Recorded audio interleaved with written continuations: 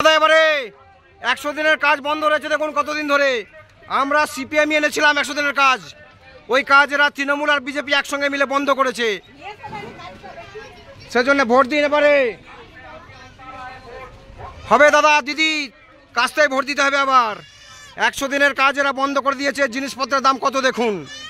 আমাদের ভোট দিয়ে যেতাম আমরা সিপিএম, আমরা 100 দিনের কাজ এনেছিলাম, এরা বন্ধ করেছে। ওই কাজ আবার ফিরিয়ে আনবো আমরা। ঠিক আছে দিদি ভাইরা, ভোটটা দেবে না কাজটাই। দিদি বলছে মোদির দোষ, মোদি বলছে দিদির দোষ, মাঝখান থেকে গরিব মানুষ মরছে। সেজন্য ভোটটা আমাদের দেবেন কেমন। ভোট দিন, বাঁচতে হলে এই সিপিএমকে আবার ফিরিয়ে আনতে হবে। 100 দিনের কাজ বন্ধ দেখুন বহুদিন ধরে। লকেটকে ভোট দিলেন, 100 দিনের কাজ বন্ধ হলো। অসীমাকে ভোট দিলেন, 100 দিনের কাজ বন্ধ হলো। এবার আমাদের দিন ভোটটা। 100 দিনের কাজ আমরা এনেছিলাম তো। সিপিএম যখন ছিল জিনিসপত্রের দাম কম ছিল তো, এখন জিনিসপত্রের দামও বেড়ে গেছে। পড়বেন পড়বেন এটা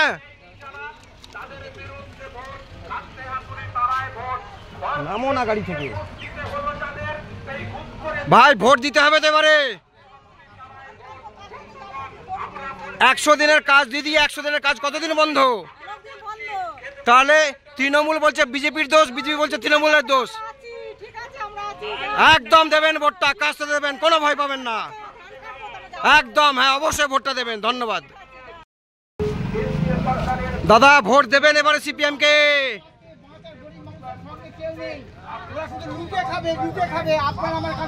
দেখুন এতদিন ধরে 100 দিনের কাজ বন্ধ আছে তো, আপনারা যেতান, আমরা কথা দিচ্ছি 100 দিনের কাজ চালু করাবো। ওই দেখুন সিনেমা আর্টিস্টদের ভোট দিয়ে কিছু হবে না। আমাদের ভোট দিন, সিপিএমই তো 100 দিনের কাজ চালু করেছিল, আমরা আবার এই কাজ ফিরিয়ে আনবো। ভোটটা দিন আপনারা, শুধু জিতিয়ে দিন। দিদি ভোট দেবেন সিপিএম কে এবারে। ভোটটা চাচা ভালো আছেন? আচ্ছা ভোট দিন, ভোট দিন সিপিএম কে, ভোটটা দিন আপনারা। ভোটটা দিতে হবে ভাই এবার। 100 দিনের কাজ বন্ধ, জিনিসপত্রের দাম অত, বাঁচার কোনো রাস্তা নেই। সিপিএম কে ভোট দিন। ও দিদিরা ভোটটা দিতে হবে তো এবারে।